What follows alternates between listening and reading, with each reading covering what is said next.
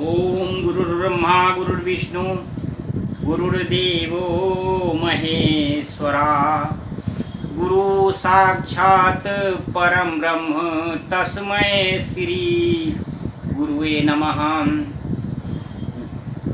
गुरु भगवान सबसे बढ़कर के, भगवान से भी बढ़कर के गुरु हैं, तो इसलिए सबसे पहले गुरु की वंदना की जानी चाहिए।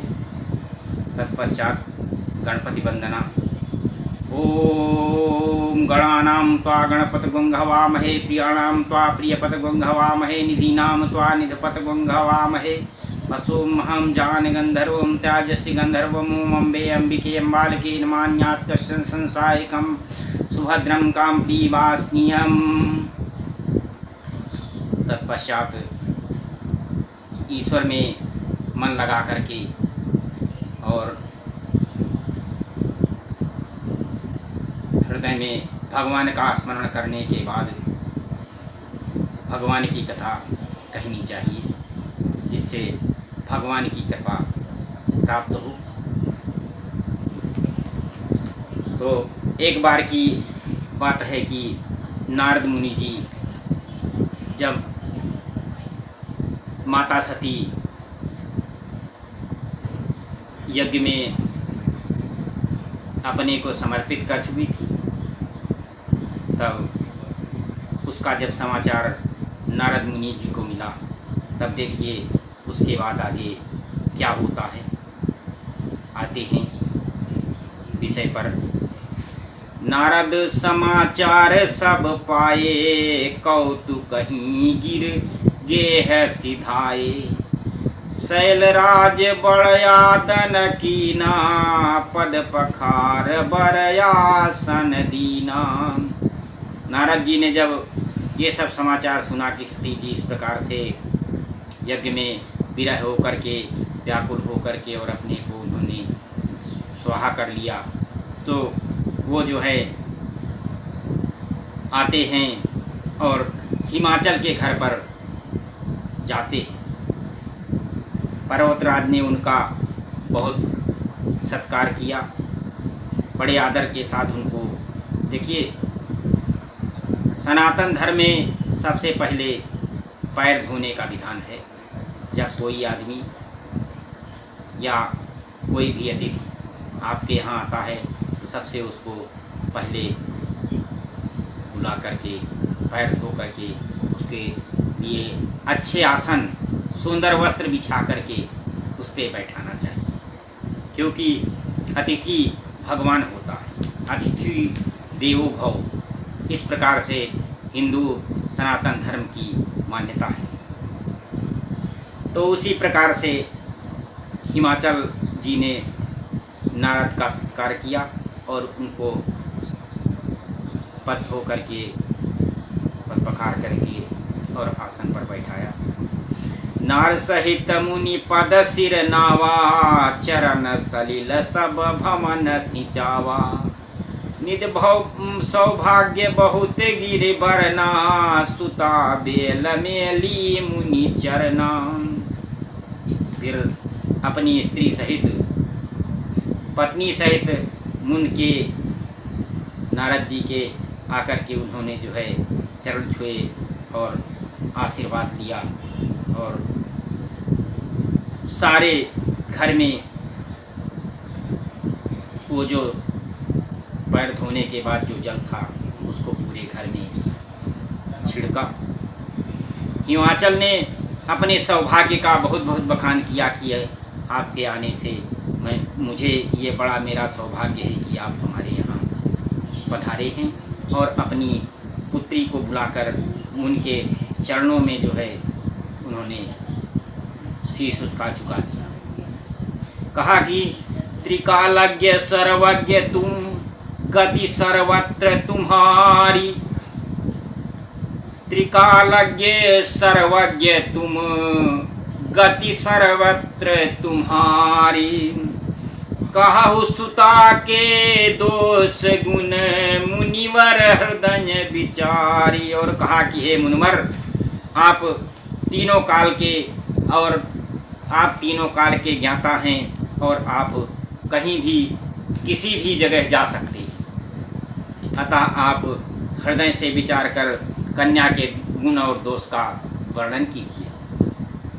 तो नारद जी ने कहा कि कहा मुनि बिहस गूढ़ मृदुबानी, सुता तुम्हारे सकल गुण खानी, सुंदर सहज सुशील सयानी, नाम उमायंबिका भवानी। नारद ने कहा कि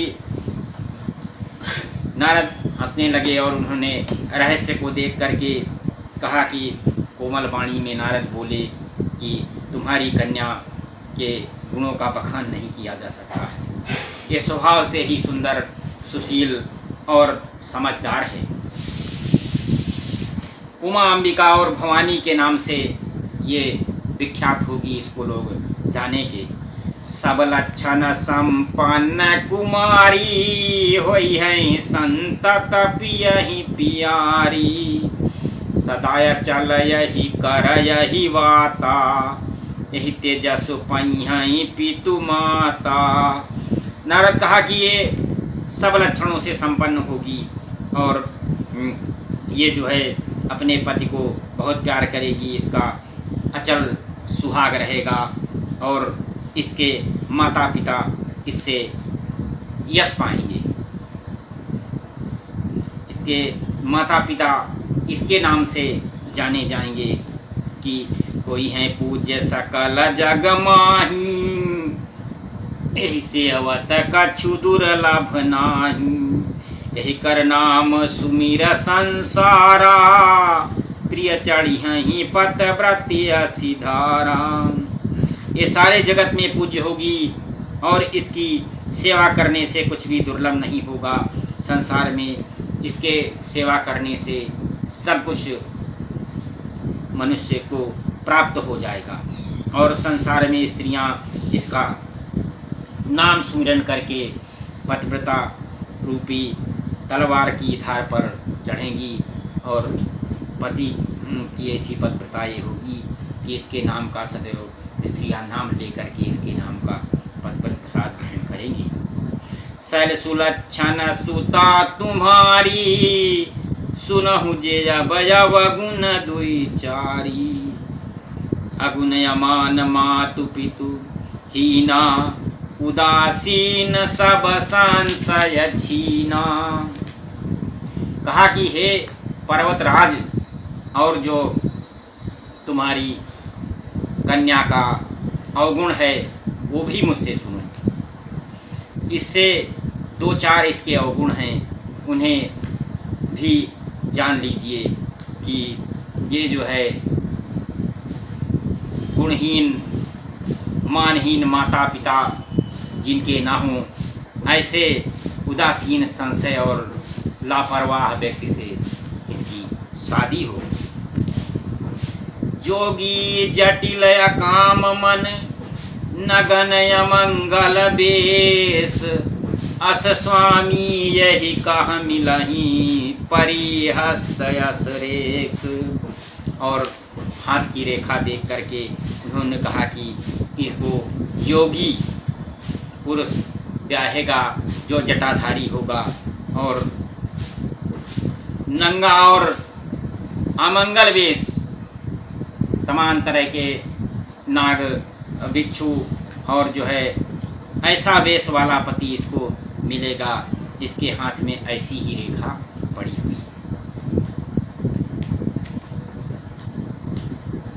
सुनि मुनि गिरा सत्य जिय जानी, दुख दंपतहि उमार सानी, नारद हुए भेद न जाना, दसायक समझब बिलगाना।